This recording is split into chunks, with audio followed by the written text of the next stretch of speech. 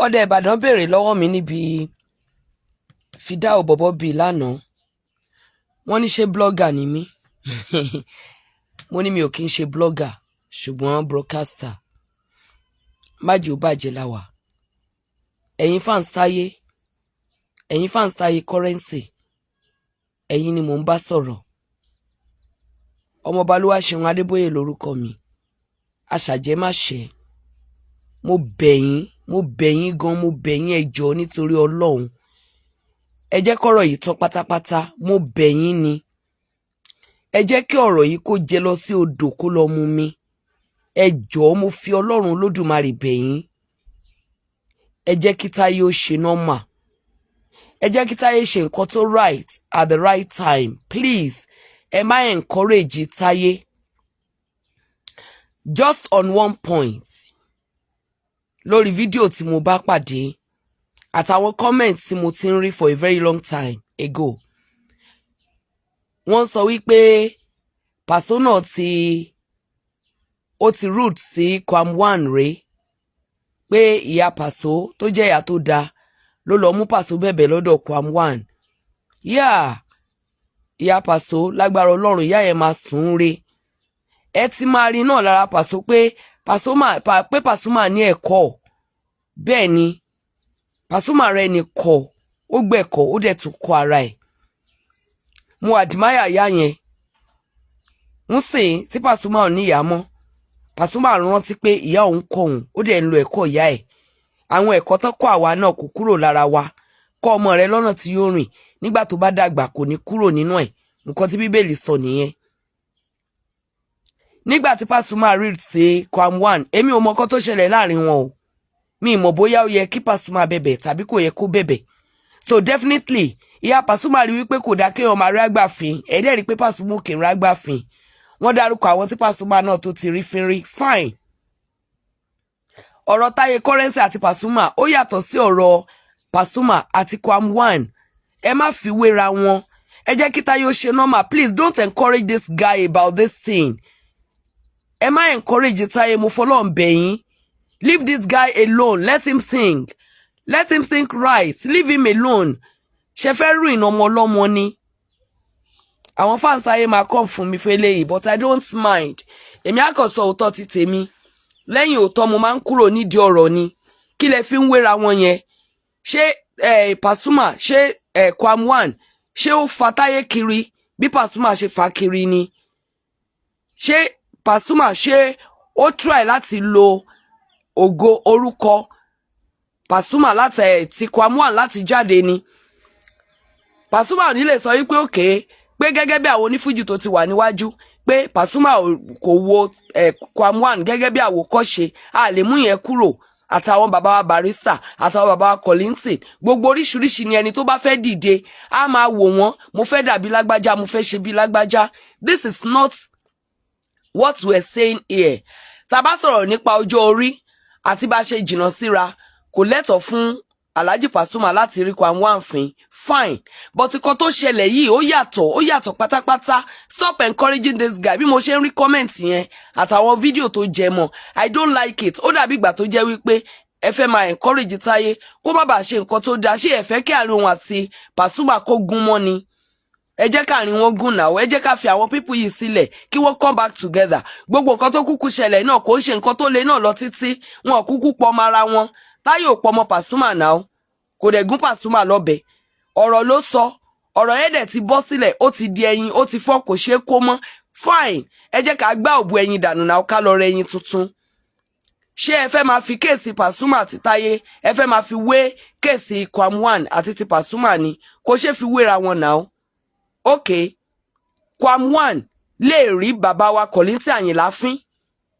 Ó lè rí bàbá wa Kollington Àyìnlá fín dáadáa. Àwa la máa sọ pé Kwam One no. Igi mú jìnnà sórí láti rí Kollington fín, ṣùgbọ́n láyé kò yẹ kó jẹ́ Barrister ní Kwam One máa rí fín, nítorí pé lẹ́yìn Barrister ní Kwam One ló ti serve, náà ti jẹ́ ọ̀gá, náà ti sè, náà ti rìn, náà ti wò wípé àwọn lè kọrin. Ni wọ́n ti gbé wọn sókè, náà ti fà wọ́n sókè, náà ti sọ pé ọmọ mi leléyìí, náà ti mọ̀ wípé yes àwọn bọ́ bá tiẹ̀ ní ẹ̀bùn a rí wípé bàbá wa Barrister ló develop ẹ̀bùn yẹn fún wọn bí ti Taye Currency àti ti Pasuma ṣe rí nìyẹn. So tá bá wá sọ wípé okay nígbà tí Kwam One wá rí Barrister fín no bóyá nígbà tí Pasuma wá rí bóyá ẹni tó wá jẹ́ ọmọ lẹ́yìn Kwam One ó wá rí Pasuma fín ẹni tó gbérin lẹ́yìn Kwam One tàbí ẹni tó train lẹ́yìn Kwam One tàbí ẹni tó pera ẹ̀ ní Wàsíù Òṣogbo rí tó pera ẹ̀ ní Kwam One Òṣogbo àwa sọ wípé Kwam One náà ti rí Alhaji Kollington rí fírí kò bára wọn mu tó bá jẹ́ wípé ẹni tó train ní Pasuma ní ẹnu iṣẹ́ ní Pasuma rí fín tí Taye náà wá rí fín lọ́mọ ṣe bẹ́ẹ̀ fún bẹ́ẹ̀ ni but nítorí wípé a kọ́ Pasuma Alhaji Pasuma gba ẹ̀kọ́ ló jẹ́ kó sọ Alhaji Wàsíù di godfather ẹ̀ tó dẹ̀ ń tẹríba lábẹ́ Alhaji Wàsíù tọ́rọ̀ bá wá ṣe bí ọ̀rọ̀ tó wá rí wọn fi ní NTA ìyá Pasuma wá wò pé no àgbà wájú ẹ̀ lélẹ́yìí rárá nsọ́nbẹ̀ rí bẹ̀bẹ̀ ó yá ta ló tí mọ́mí Taye Currency náà wà láyé tàbí ta ló kù níyà fún Taye Currency ó yá káwọn náà kí wọ́n fa Taye Currency lọ́wọ́ kí wọ́n mú lọ bẹ Pasuma ọmọdé kì í mórí jẹ kó má ra lọ́wọ́ nìyẹn àwa ò ní ever sí nínú wípé kí Alhaji Pasuma má dáríjì Taye Currency àwa ò ní sí nínú yẹn rárá ṣùgbọ́n a ní sí nídìí wípé kí Taye Currency continue láti pé torí wípé Alhaji Pasuma ti rí Kwam One fèrè so Taye Currency náà ní Taye Currency ò ní right láti rí Alhaji Pasuma kí ló ti ń pe ọmọ Òṣùpá yìí jàre Muri Thunder lè rí Pasuma fín torí kò train lẹ́yìn ẹ̀ kò dẹ̀ fi orúkọ Pasuma dàgbà Saheed Òṣùpá ni Muri Thunder ò gbọdọ̀ rí fín Muri Thunder lè rí Pasuma ó lè rí Pasuma fín torí àwa nígbà tí Muri Thunder tó ń ṣe promotion tó máa wá láti bẹ̀rẹ̀ táwọn èèyàn máa wọ́ tẹ̀lé wá sí Galaxy àwa làwa ń gbà lálejò ní orí Onrose ó dẹ̀ jẹ́ ká mọ̀ wípé Alhaji Saheed Òṣùpá lòun ń wò láwòkọ́ṣe mi ò mọ ìrànlọ́wọ́ tí Alhaji Òṣùpá ṣe fún o mi mọ̀ bóyá kò fẹ́ mú style Òṣùpá ni o but a ti mọ Muri Thunder gẹ́gẹ́ bí ọmọ Òṣùpá so tó bá jẹ́ wípé ó jẹ lábẹ́ Òṣùpá torí mi ò fẹ́ ṣe mistake tó bá jẹ́ pé Muri Thunder jẹ lábẹ́ Òṣùpá tó bá jẹ́ pé ó tẹ̀lé Òṣùpá tó bá jẹ́ pé ó wo Òṣùpá láwòkọ́ṣe tó bá jẹ́ pé ó lo ògo Òṣùpá láti dìde a jẹ́ pé Muri Thunder lè rí Pasuma fín kò gbọ́dọ̀ rí Òṣùpá fín láéláé so Kwam One lè rí bàbá wa Kollington fín kò gbọ́dọ̀ rí Barrister fín láéláé so ẹni olórin lè rí Alhaji Pasuma fín Taye Currency ò gbọ́dọ̀ rí Pasuma fín láéláé ó dẹ̀ ti ṣẹlẹ̀ nìyẹn let us tell Taye this is your man ó ti ṣe léyìí ó ti lọ má ṣerú ẹ̀ mọ́ lọ bí ọ̀gá ẹ̀ kí everything kó dẹ̀ lọ ẹ̀dẹ̀ ń sọ bẹ́ẹ̀ náà ni àwọn èèyàn sọ pé Pasuma ni ò fẹ́ kíjà tán Pasuma ni ò fẹ́ kíjà mo rí àwọn comments I'm not a blogger o mo ti dá sí tẹ́lẹ̀ ló jẹ́ kí n continue o I am not a blogger kí là ń sọ tí ò dùn yìí náà Pasuma ni ò fẹ́ kíjà tán ṣé Pasuma ló dọ́rọ̀ sílẹ̀ ni ṣé Pasuma wà lórí stage lọ́jọ́ kan tó bú Taye rí ni ṣebí Taye ló sọ̀rọ̀ àwọn fans ló gbà kan rí Pasuma wá fẹ́ kíjà tán kí ni Pasuma ṣe tí ò fi jẹ́ kíjà tán kí ni Pasuma ṣe tí ò fi jẹ́ kíjà tán ó tún fa tírí lẹ́dà mọ́ra ó tún ní láti máa sọ wípé ọmọ Taye ni tírí ọmọ òun ni Taye even eléyìí tá ń sọ yìí náà bó ti wulẹ̀ kó rí ó yẹ kí tírí gan ó kàn yín pé nǹkan tí Taye ti ṣe làwọn èèyàn ṣe lè bú tírí ó yẹ kí tírí fúnra rẹ̀ gan kó jẹ́ kí ègún yìí kó parẹ́ lórí òun kó rọra pẹ́ Taye sílẹ̀ láti bú Taye tó bá jẹ́ wípé lóòótọ́ ni tírí náà ti tẹ̀lé Taye rí tó náà ti rí Taye bí ọ̀gá rí tírí náà ò gbọ́dọ̀ rí Taye fín that is I'm just saying the truth tírí lẹ́dà náà fúnra rẹ̀ òun gan ò gbọ́dọ̀ rí Taye fín so no matter anything tó bá wá ṣẹlẹ̀ ó yẹ kí tírí náà pẹ́ Taye sílẹ̀ bọ̀ nítorí pé Taye náà ti ṣerú ẹ̀ láwọn èèyàn ṣe mọ̀ nǹkan tí wọ́n lè sọ sí ṣe understand so ẹ má encourage bọ̀bọ̀ yìí everything kó die down lọ́dún yìí everything kó die down lóṣù yìí kí nǹkan dẹ̀ máa lọ dáadáa and you know Pasuma that he will always accept him back torí tí Pasuma ò bá dáríjì a jẹ́ pé kò kí ń ṣe ọmọ Ọlọ́run a jẹ́ pé lóòótọ́ Ọlọ́run tí Pasuma lóhun sìn yẹn a jẹ́ pé irọ́ ni a gbọ́dọ̀ máa dáríjì ra ẹ jẹ́ kíkú ó máa kọ́ wa lẹ́kọ̀ọ́ torí mi ò tiẹ̀ mọ̀ ṣé ègún gan ni ní iléeṣẹ́ fún ní ilé eré fújì tó jẹ́ wípé tí ọmọdé kan bá ti dàgbà lábẹ́ ọ̀gá kan tó bá ti wò wípé ọmọdé tó lọ́kọ afúnlọ́kọ ọmọdé tó ládàá afúnládàá nígbà tó bá rò wípé òun fẹ́ jáde láti di èèyàn ńlá ọ̀gá ẹ̀ ló máa fi tanú. What is wrong with agboolé Fuji? Kí ló ń ṣẹlẹ̀ gangan? Torí mo rántí pé bàbá wa Barrister náà kọrin yẹn pé bọ́mọdé bá wo di àgbàlagbà whatever ọmọdé ẹ̀yìn rẹ̀ á ṣerú ẹ̀ náà fún. Ṣé ìyẹn ni ó ń ja ìdílé Fuji bí ègún ni àbí èdì? So irú àwọn tíri lẹ́dà tí gbogbo olórin Fuji tó bá ń bọ̀ látẹ̀yìn ẹ jẹ́ kí ègún yìí ẹ jẹ́ kó parẹ́ lórí yín tó bá jẹ́ pé ègún ni. Tó bá jẹ́ pé ègún ni ẹ jẹ́ kó parẹ́. Even your master can say anything. Your master can bring you down on the stage. Tó bá wá calm down lásìkò gbà ẹ́ tó ní ọ̀gá mi má bínú tó dọ̀bálẹ̀ ìwọ ló máa gba iyì ẹ̀ mọ̀ túmọ̀ ẹ̀ ni. Ẹ mọ̀ túmọ̀ kí ọmọdé kí àgbà tẹ ọmọdé kọ́mọdé kó tún tẹríba ní abẹ́ ẹ̀tẹ́ àgbà. Ọmọdé yẹn òun ló máa gba iyì yẹn. Then what you people don't know is ẹni tó bá ṣe rere fúnyàn, ẹni tó bá ṣe dáadáa fúnyàn, ẹni tó bá ràn yàn lọ́wọ́ rí, ẹni tó bá tọ́jú èèyàn rí, ẹni tó bá téèyàn bá tẹ̀lé rí, tí ènìyàn bá lè máa bóòdì wípé ọpẹ́lọpẹ́ lágbájá ọpẹ́lọpẹ́ mi. Mo ń bẹ́ nìkan sọ̀rọ̀ lánàá, his name is Festus something, tó ń sọ pé ọpẹ́lọpẹ́ Pasuma ọpẹ́lọpẹ́ Ọlọ́run, ó ní ọmọ Kútọ́nù lòun, òun máa ń gbé ọlọ́kadà lòun or whatever. Pasuma ló sọ pé ó yá wá ṣe báyìí tó fi bára rẹ̀ labroad. Mi ò dẹ̀ tí ìrẹ́ nìkan tó bá mi sọ̀rọ̀ máa yìn ní burúkú rí. Tí ènìyàn bá ṣe ẹ́ lóore bó ti wulẹ̀ kẹ́ni yẹn kó kéré sí ẹ tó o bá ń sọ̀rọ̀ tó ń sọ pé ọpẹ́lọpẹ́ lágbájá ọpẹ́lọpẹ́ mi àbí ọpẹ́lọpẹ́ lágbájá ọpẹ́lọpẹ́ Ọlọ́run, wàláì iyì wà ń bẹ̀. Ṣùgbọ́n nígbà tó bá fẹ́ jára ẹgbà wípé mi ò fẹ́ kí ayé ó rí wípé lágbájá ló ràn mí lọ́wọ́ táwọn èèyàn dẹ̀ mọ history ẹ̀tẹ́ pọ̀ ń bẹ̀. Kóore yẹn kó má ju kékeré lọ. Bíbélì gan sọ wípé ẹni tá a ṣe lóore tí ò dúpẹ́ kò ń ṣe bí ọlọ́ṣà tó kóni lẹ́rù gan, ọlọ́ṣà gidi tó kóni lẹ́rù ni. Bẹ́ẹ̀ ni ọlọ́ṣà ayé àtọ̀run tó kóni lẹ́rù lẹni tá a ṣe lóore tí ò dúpẹ́. So ẹ má máa fi nǹkan tí ò ṣe nǹkan compare ara wọn. So ẹ̀yin ọmọ onífújì tó ń bọ̀, àwọn àgbààgbà tó wà níwájú yín ẹ jẹ́ kí n fi gbogbo ẹnu sọ pé wọ́n ti ṣe àṣìṣe yẹn, wọ́n ti ṣe ná.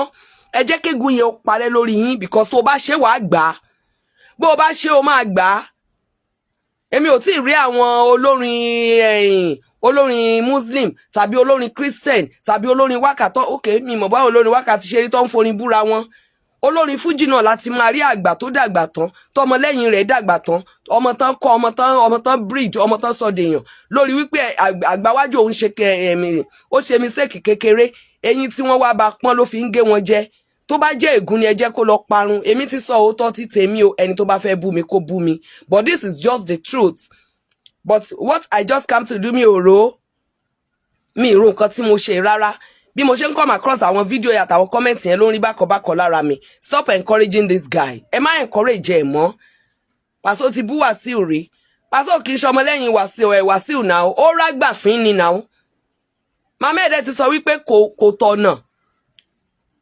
Ó dẹ̀ ti ṣe normal lẹ́yìn ìgbà yẹn gbogbo àwọn ìjà tí wọ́n ń try láti wípé kí wọ́n jẹ́ kókó mọ̀ láàrin Alhaji Pasuma àti Kwam1. Ẹ rí wípé Alhaji Pasuma ò ever react sí anything rí. Mi ò fẹ́ mention nǹkan tó gbajúgbajà nígbà yẹn torí mi ò fẹ́ refresh brain àwọn èèyàn lórí nǹkan tí ò dá lórí nǹkan tí ò normal. Àwọn ọmọ kéékèèké ń wá sí online wọ́n ń wò wá àwa dẹ̀ ní òbí wọn àwa là ń kọ́ wọn, so we should remind them of something good. Ẹ jẹ́ kí àwọn ọmọ kéékèèké tí wọ́n ń wo àwọn nǹkan tó ń ṣẹlẹ̀ ní time yìí ẹ jẹ́ kí wọ́n mọ̀ wípé téèyàn bá dẹ́ṣẹ̀ ṣe lèèyàn máa ń tọrọ ìdáríjì ẹ̀ṣẹ̀. Ẹ jẹ́ kí wọ́n mọ̀ wípé téèyàn bá rí àgbàfín ṣe lèèyàn máa ń calm down. Ẹ má encourage wọn. By the time tó ọmọ kékeré ń ṣe nǹkan burúkú tẹ́ ń sọ wípé nígbà tó yẹ pé bàbá rẹ̀ náà ṣe báyìí ẹ̀ náà ń ṣe báyìí ọmọ yẹn ò mà ní gbọ́n. Ọmọ yẹn ò ní gbọ́n. Táyé nítorí Ọlọ́run àbìlú ni àwa èèyàn o. Sori by the time tí àwọn ènìyàn tó ń ti èèyàn lẹ́yìn fún nǹkan burúkú tí wọ́n bá máa padà lẹ́yìn èèyàn bí ìgbà téèyàn rìn lórí rọ́ọ̀gì ni o, wàláì ò ní gbọ́ ẹsẹ̀ wọn o. Then let me tell you something. Ọlọ́run ò ní jó wálẹ̀, kò sẹ́ni tí ò lè wálẹ̀. Pé ẹnìkan wà nílé ayé tí ò lè wálẹ̀, kò sí ẹni tí ò lè wá ilẹ̀ ní ilé ayé. Ó ti ga ò ní jábọ́ láyé. Èló lowó náà? Èló lowó gangan tó ń gun everybody gàlégàlé? Ìṣẹ́jú mélòó láyé fi máa ń báyàn náwó tán? Bí ẹ̀yìn ajẹnirun ò bá wọbẹ̀ gẹ́gẹ́ bí bàbá wa MKO ṣe wí nígbà yẹn ẹ̀wọ̀n lè wọ̀ ò ní ṣẹ̀wọ̀n, àìsàn lè wọ̀ ò ní ṣàìsàn. Àìsàn ẹlòmíì téèyàn ó mọ gbé dìgbàdìgbà, téèyàn ó talé, téèyàn ó talẹ̀, téèyàn ó ta gbogbo tó ní. Bàbá kan pè mí ní time kan. He had 20 buildings in Lagos. 20 buildings around Nigeria. Ẹsẹ̀ lásán ló ń dùn. Èmi ni mo introduce ẹ̀ sí ìránṣẹ́ Ọlọ́run tó jẹ́ kí ẹsẹ̀ yẹn heal. Bàbá access. Wọ́n ríra o. Orí fóònù lásán ni wọ́n ti ń gbàdúrà fún.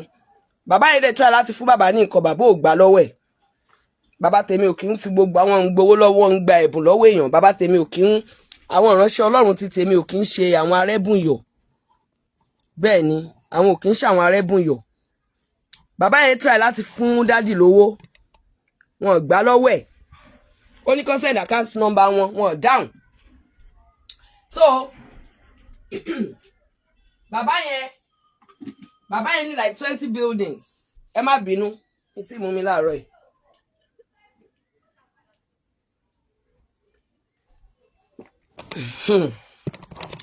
Bàbá yẹn ní like 20 buildings. Ṣé ń gbọ́ mi? Ẹsẹ̀ lásán ló ń dùn bàbá yẹn. Bàbá yẹn ta gbogbo ilẹ̀ bíi 25 tó ṣì ní. Ó ta gbogbo ilé kù ẹyọ méjì. Bàbá yẹn wá ń sọ fún mi pé ilé méjì tó ṣẹ́kù òun ò mind láti let it go, kí ẹsẹ̀ òun yẹn ṣáà ní àlàáfíà. Ẹsẹ̀ nìkan. Ó dùn mí tí mo lose nọ́mbà bàbá yẹn fún Google account mi kan tí wọ́n ṣe kí n tún máa béèrè. Lórí fóònù ni bàbá mi ti gbàdúrà fún. Mi ò polówó wọn o, bó bá béèrè nọ́mbà wọn mi ò ní dá wọn o, torí bàbá ò ní láìkí máa fáwọn èèyàn ní nọ́mbà wọn o. Èmi ò ní àwọn ìránṣẹ́ Ọlọ́run tó ń gba yín káàkiri tó ń ṣorí burúkú kiri yẹn o. Èmi ò ní wọn o. Àwọn ìránṣẹ́ Ọlọ́run tẹ́ máa bá sọ̀rọ̀ online tá máa ṣí bí nǹkan bí 1 million naira fún ibi ẹni pé wọ́n bá yín ṣiṣẹ́. Èmi ò nírú wọn. So if you ask for his number, I will not give you, because if I have to give anybody Baba's number, màá ní láti lọ sọ́dọ̀ wọn, màá ní láti explain, màá ní láti bẹ̀ wọ́n, ẹ jẹ́ fún wọn nọ́mbà yín. Mi ò láwọn bàbá òṣì o, mi ò ní wòlíì ranù. Ohun tí mò ń try láti mú jáde ni pé kò sí owó tí ò lè run o. Kò sówó tí ò lè run o. Kò sẹ́ni tí ò lè go down o. Kò sẹ́ni tí ò lè tán. Ṣó tán ṣàlówó tó MKO Abíọ́lá ni.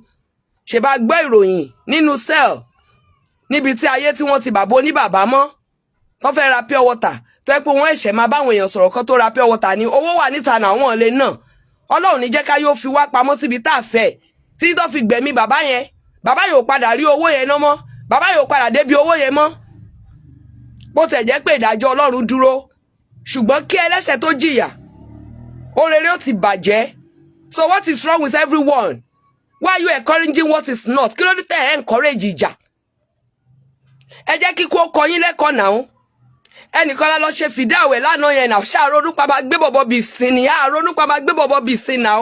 Ẹ jẹ́ kí kó kọ yín lẹ́kọ̀ọ́. Káwá ní bọ̀bọ̀ bì tí wọ́n ń bínú sí èèyàn kan, àbí bọ̀bọ̀ bì mórúkọ èèyàn kan káàkiri wípé ẹni yẹn máa kú. Kọ́ máa dá oṣù tó ń bọ̀ fún.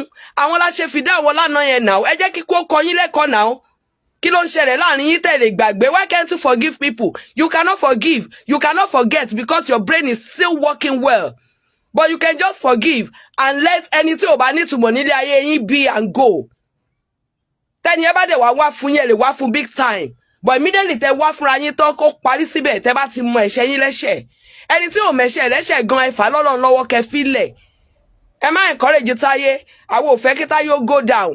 Àwọn ò fẹ́ kí Táyé ó dẹni lẹ̀. Àwọn ò fẹ́ kí Táyé ó dẹni àná. Àwọn ò fẹ́ kí Táyé ó dẹni ìgbàgbé. Àdẹ̀ fẹ́ kí Táyé ó dolórin àná.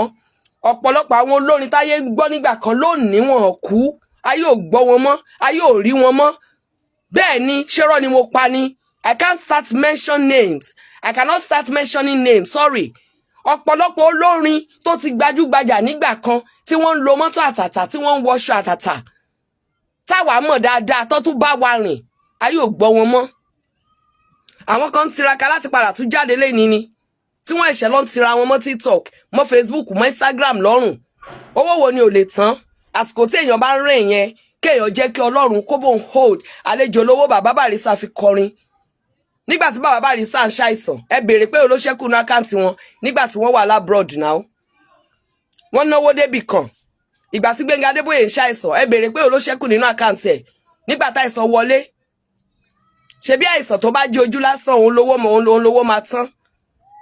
Ẹ kúrò nídìí ìdòjọ́. eré ọmọdé ni. Ṣeun Adébóyè lórúkọ mi. If you want to come for me, I am Ṣeun Adébóyè, Princess Olúwa Ṣeun Adébóyè. I am still the daughter of my father.